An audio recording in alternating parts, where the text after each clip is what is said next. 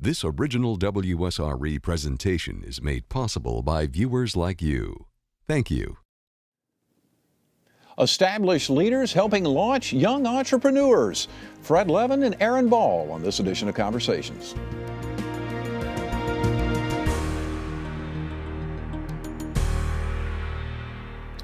Fred Levin is one of the top trial lawyers in the nation. The University of Florida Law School bears his name, but he's also proved to be quite an astute investor in startups. When the cable television industry was in its infancy, Levin started his own niche cable channel.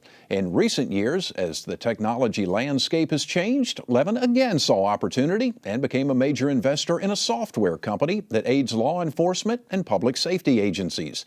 Now, he's at it again, teaming up with a younger generation of entrepreneurs, both as a business partner and as a mentor. Aaron Ball is the CEO and founder of Ballpoint Communications Group, which is in the business of developing and maximizing brands.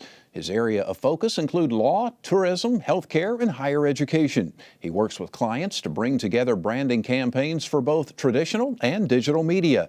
As the founder of Thrive Pensacola, Ball is working to connect young entrepreneurs with legacy leaders. The goal is to share knowledge and build a better community.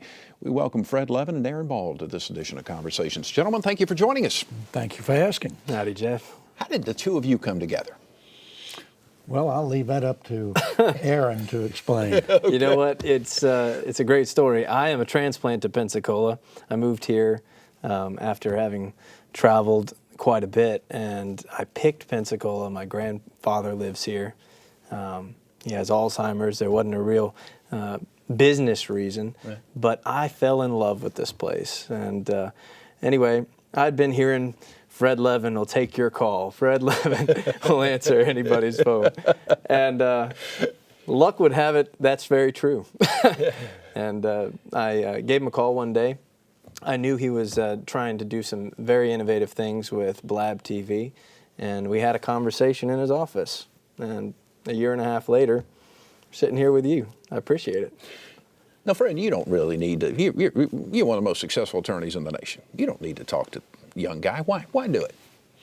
Well, for the last, I've been practicing law 52 years, and I answer my telephone and I return my calls, and it's always been that way. And so the fact that he's young, I could tell you calls I take from the Lakeview Center. People that are crazy, and they'd call me and talk about, but I don't really have much else to do, so I talk to them. So you say, here's a young guy, bright business mind, I'm assuming. I think what's kind of interesting about you is most people are well aware of the success that you've had as a trial lawyer, but you also have a pretty fascinating business career, and I mentioned in the open about you starting your own cable television channel in the early years. Tell me about that. How did that come about? Well, I've always been sort of a closet entrepreneur. I've been in the ladies' apparel business, nightclubs, restaurants, and eventually in the 70s, legal advertising came aboard. And the law firm I was in the governor of Florida came out of there, federal judges, all of us, that nobody wanted to advertise. So I came up with what I thought was a unique idea, and that is a call-in talk television, a cable channel. And at that time, cable had just come to Pensacola, and I think there were 13 channels. There was ABC, CBS, NBC, and maybe a couple of others, a couple of church channels, and Channel 6 was open. And I talked to the people at the cable company, and they were very anxious to get any kind of things on the air. Mm-hmm. So we started Blab TV, Law Line, and we did it 4 or 5 nights a week for an hour, and people would call in, and it was did wonders for us and for me. It got to a point where when you realize there were only 12 or 13 channels, and we had a nice share of the market. Yeah.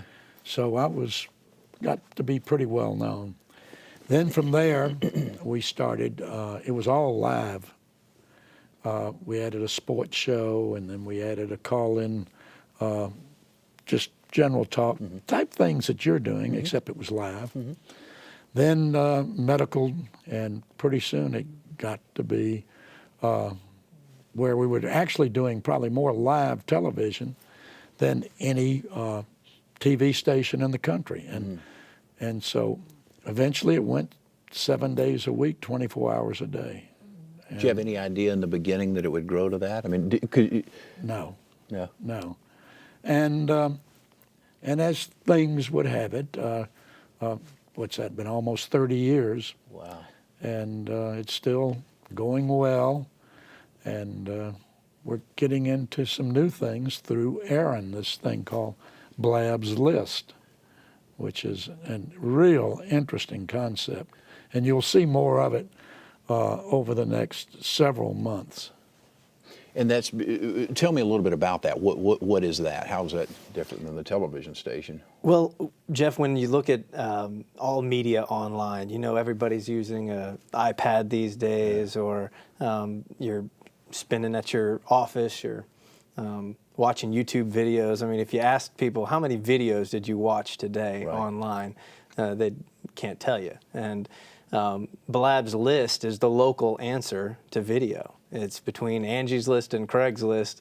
You got LabList right there, information on video.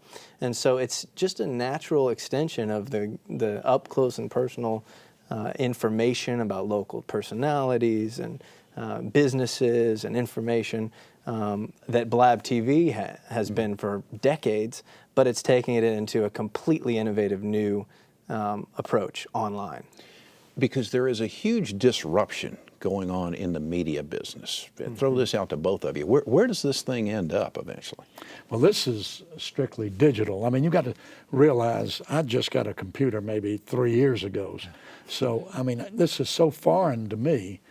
But we started looking at the clients that came into the firm. And I always thought, well, you know, they would come in through the TV ad, through word of mouth. Over 50% of the clients that we get in the firm are as a result of the web. And it just absolutely blew my mind that everything is, and it's climbing. I mean, it's going just straight up. And so Aaron came in on something totally different, and he's a digital genius, and so he's now doing the digital for our law firm, which, how many different people are involved in that? There are several at the office that are involved in that. 4 or 5. He's involved in this thing called Mass Tort Made Perfect, which is a national thing that our law firm does twice a year in Las Vegas. He's involved with LabList, I guess, and Smart Cop, which is the software company. So I obviously have a lot of confidence in Aaron as a result of I answered his telephone call, and otherwise I think he would be moving on somewhere. I don't know where it'd be, but to your point, Jeff, when you asked about media, the disruption of media, I mean, it takes a cohesive strategy to connect with your target audiences these days. You've got social media, and you've got websites, you've got YouTube, and now it's Pinterest and you know, Instagram, and the most used social networks are Twitter and the young generation. So the question is, how do we connect your message with people when they're the most comfortable, where they want to hear about you, you know? And so it's, your point is exactly, you can't just do one thing. You've got to take a look at the whole spectrum, and that's what Fred has been so smart to do. And the other thing that I thought was interesting, when you go to Angie's List or Craig's List, and, well, different people interacting, but if I were going to go to a doctor, and I was new in town, and I would like to see him talk, not somebody else talk about him. I'd like to see, 3, 4, 5 minutes of him telling me something about his background. And it's like, as a lawyer, a trial lawyer, when I pick a jury, I'm looking at that person, and there's either an L or a D. And he can do anything in the world, but do I like him or do I dislike him? And that's the way people normally react when you meet somebody and you look them in the eye. And so that's basically one of the reasons for LabList. That's that's an interesting observation, and I think I'd heard some research in years past that when you see somebody, about 80% of what you think of them, and Aaron, you may know better, it may be even higher than that, is just the initial, when you see them, then there's a certain part of what their voice sounds like, followed by what they actually say. It's all body language, And so it is kind of fascinating. So when you go to select a lawyer or a doctor, and you don't want to go to 20 lawyers' offices, and you can have a chance to look at this guy for 3 or 4 minutes, him telling you, I went to the University of Florida Law School and I was a goofball or whatever you might say. Right. And this is life. This is how you find your friends. And so I've always, as far as talking to people or doing commercials or in court, is trying to be their friend. Right. And that's where's this technology stuff going, Aaron? Because you're younger than me, you're younger than Fred. I mean, you're that moving generation. Where's it going? Where's this technology going? That's a great question. I'm 30 years old, right? And even I have to have people specifically dedicated, keeping on reading it and checking out blogs and making sure that we are learning from the best, and we surround ourselves with experts in the best. Fundamentally, though, Jeff, the technology has a remarkable way today of bringing people together. And I think that's the message here, is the ability for not only LabList, but innovative technologies that legacy leaders like Mr. Levin have embraced to better the community and also kind of take us to the next level is Pensacola. Pensacola, I love, is full of innovators. Yeah. It really is. I don't know, everybody talks about, where are they? They're all gone. I hear about them every day, and it's all centered around how do we do things better with technology, smarter, more efficient. It's really exciting time. You developed the Thrive Pensacola. Tell us about that. I woke up one day and a couple of my friends had left the area. Really brilliant, smart guys. And I went, man, what if we all understood the opportunity that is here? Now, that's our actually slogan.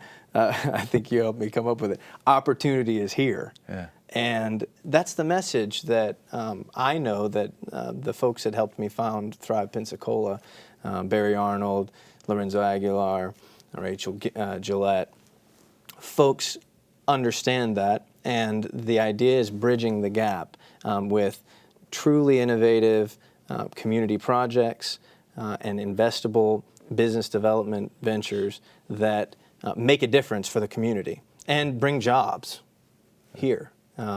So it's a step-by-step process, but we've got about 350 people on Facebook that are actively involved in the conversation, and we're offering step-by-step kind of solutions for the area, the Pensacola we see. Fred, you grew up here. What do you see right now? What are you seeing from your perspective? How do you see this city, this town? It's exciting. I think that it's all you have to do is go down Palafox Street and begin to realize what in the world is happening. You read the paper and it tells you things are going to hell, but when you walk down the street and then it's just so much excitement there. There are very few vacant stores from garden all the way to the water. And those have coming soon on. It's exciting, and it's young people. I think I've just seen just incredible things happen. That I want to ask you that because everybody wants to talk about the negative about the youth. What do you see? Well, I can tell you about another venture that I got into. Again, I'm serious when I tell you that the most I can do on a computer is get emails and send emails. But I'm an investor in a company along with a good friend of mine, Kay Stevenson, who was former head coach of the Buffalo Bills. Yeah. And Kay didn't know much about computers, but he knew how to be a coach. And we formed a company called Smart Cop. Smart Cop, it's on Palafox Street, has almost 60 employees. I think more than half are graduates of the University of West Florida. It just received a $30 million contract with the state of Florida. It does the police software, public safety software for every state agency. And if you go in there and you realize the excitement of these people, it's interesting. There's no telephones on the desk. They're all computers. They're all working. They want to make a call or get a call, they have to go. That way you don't mess up the other people around you. Right. There's so many things that are happening nowadays, and that's just another real good example. LabList, Smart Cop. It's just fascinating now that perhaps that because of technology, I mean, it really puts Northwest Florida in a different position than what it has been in the past. Because basically, you can have very high level talent work from here and enjoy the great environment. Look at the Ken Ford's IHMC. Oh gosh. Mm-hmm. Yeah. Now, they told me, and I don't understand it, that they're like maybe 50 or 100 of these real fellows of brilliance and something like that, and about 7 or 8 of them are actually located in Pensacola. I heard that their robotics, they had a competition, and they were number 1. Stanford was 2. MIT was 3. I mean, there's things happening here that people don't realize. We've got, I think, an exciting mayor that's creating. We got the new baseball team. So many things are happening, and I wish I was a lot younger. Aaron, tell me your feel. Fred talks about what he sees as he looks down, and I know what I see as I look down. But you're kind of in that sweet spot, that young group of people who are trying to make a change. What are you seeing and feeling? You know, I have the benefit as well as a little bit of the challenge every once in a while to have only been a transplant here for 3 years, right? And so I didn't necessarily see all of I haven't been through the legacy battles of the past. And there's been so many great innovations for decades, right? But I see the snapshot of what Pensacola is now, and I don't see the last 10 years. So I can, the folks that I surround myself with and my peers seem to have a lot of the same kind of energy and enthusiasm about the investments that are being made in, for example, STEM education and research, science, technology, engineering, and math. Right. I mean, we've got one of the premier facilities in the world in the new Naval Flight Academy, yes. Aviation, the museum here at the NAS, just opened, doing professional development programs, and every week having new young kids coming through talking about innovation in STEM research. It's a truly remarkable time to be in Pensacola, and the folks that I'm around in Thrive Pensacola and PYP and the other organizations that are truly making a difference. But at the same time, don't forget, got a fabulous history here. Yeah. Absolutely. And absolutely. the tourism industry. There's going to be some, and it won't be in the distant future, somebody's going to come along and tie the tourism, the beach is incredible. And to be able to take those people and bring them into shopping in Pensacola, to the historical aspect of it. If they want to go for nightlife, Right. I don't want to say anything bad about Montgomery, but I spent 3 weeks up there in trial, and here it is, the capital, and there's just it makes you appreciate Pensacola so much. I mean, the excitement downtown. Bottom line, there wouldn't be the atmosphere there is today without legacy leaders like Fred paving the way and creating the environment for us to succeed. It's true. Well, and that was one of the things I wanted to ask you. What kind of reception have you received from other legacy leaders as you and other young people who have that entrepreneurial spirit go? Because it's great. You know, sometimes it's kind of the catch-22. I have a great idea, but I don't have the money to start it, so I've got to find. So, what kind of interaction, what kind of response are you getting? Let me jump in on that because when he first came in, you know, I'm involved with Levin Papantonio, and I introduced Aaron, and I said, Aaron's got some ideas for this mass tort thing. We bring together 500, 600 law firms from around the country twice a year in Las Vegas. We know what we're doing. We don't need any help. Finally got them he goes for free, and he goes out there, and they are saying, what in the world is that guy doing? He's around here, what? But all of a sudden he comes up with ideas, and the light bulb goes off. The same thing with Smart Cop. We don't need, but once they get to these leaders and they see what the world is coming to, I mean, it's hard. It's changing. Yeah. I mean, when I wouldn't know Facebook, I wouldn't know Twitter, I don't know any of this stuff, and but that's what everybody's doing. But I do think it's key, though, that you're open-minded enough, though, to listen to these young guys. What's your advice to legacy entrepreneurs when a young guy comes up? Well, give them a chance. Just give them a chance to show you what they can do. And most of these people, it isn't going to cost you anything. Just let them have a shot at it, and then all of a sudden you start to look at what they've come up with. And I mean, when he came in and he presented these things to me, before he came in, he said, can I come see you? And, you know, I said, okay, come on in. And I was trying to figure out, how do I tell this young man that, you know, put him down easy. I don't want to destroy his whole ideas. Here he comes to town.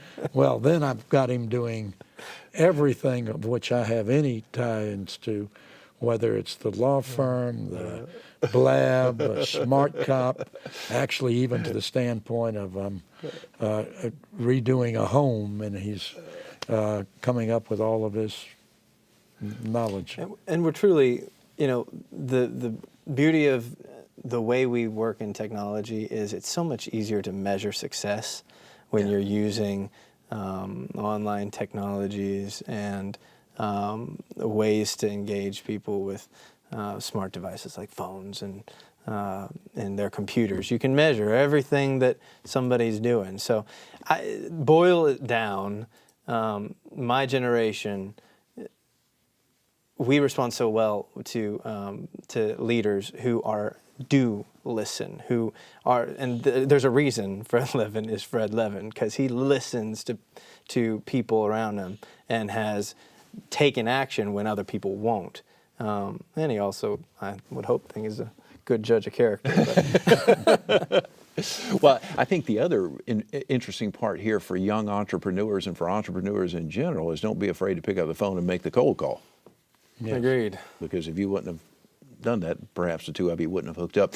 Tell me real quick, Aaron, there's something coming up down the road called Startup Weekend. Sum it up for me in about a minute here, just real quick. It is. It's early October, and it's actually a really innovative national organization that has been brought into Pensacola by a couple of guys who started College Frog and other kind of designers, tech programmers, and entrepreneurs. What it is 54 hours. Everybody gets together. It's a big old hackathon. And people, creative types, mix with tech nerds and entrepreneurial folks, and create projects that from my understanding, the goal is to bring projects to the market, investable projects. And it's a really exciting way to kind of break down everybody's silos. You know, in the creative business or in technology, you kind of have to get people together because we all stay in our Is this stay 54 in our hours office. straight, night, day, everything, 24 hours a day? Yeah. Oh, my goodness. So it's That eliminates me. so it's coming up in October. Oh, gosh, well, I'm out of time, guys. What a fascinating conversation. Again, great to see both of you. Thanks for your time. And I think it's really neat the fact that we've got a 30-year-old and I don't see how old you man. are. I'm 76 years old. Teaming up, still going. I think that's neat that you've got that coming together to continue to build. Thanks, gentlemen. Appreciate it. Thanks, Jeff. Thank you for asking. You bet. You bet. By the way, you can watch more of our conversations online at WSRE.org/conversations. I'm Jeff Weeks. Thank you so very much for watching. Hope you enjoyed the broadcast. Take great care of yourself. We'll see you soon.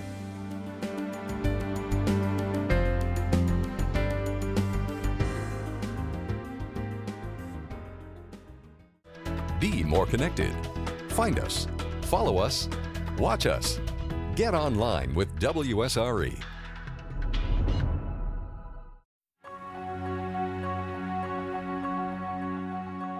Hi, I'm Paula Kerger, President and CEO of PBS. On behalf of WSRE, I would like to thank all of you who have made recent contributions to the station. Your donation helps bring the arts home to the living rooms of all Americans. It provides children from all walks of life access to fun, educational media that helps them prepare for success in school. And it invites everyone to experience new worlds and new ideas. PBS is here for all Americans, every child and every adult, every day.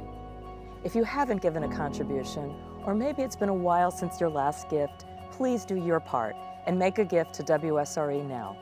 Thanks again for your contribution and for all of the support you provide WSRE.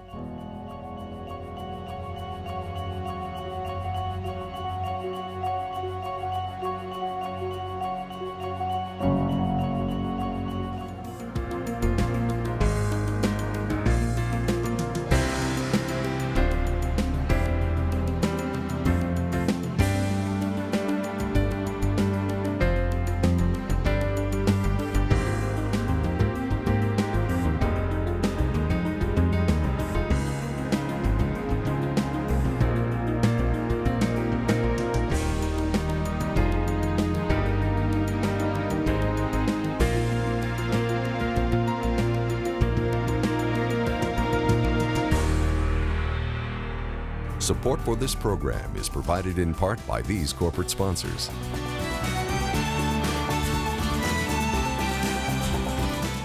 And by viewers like you.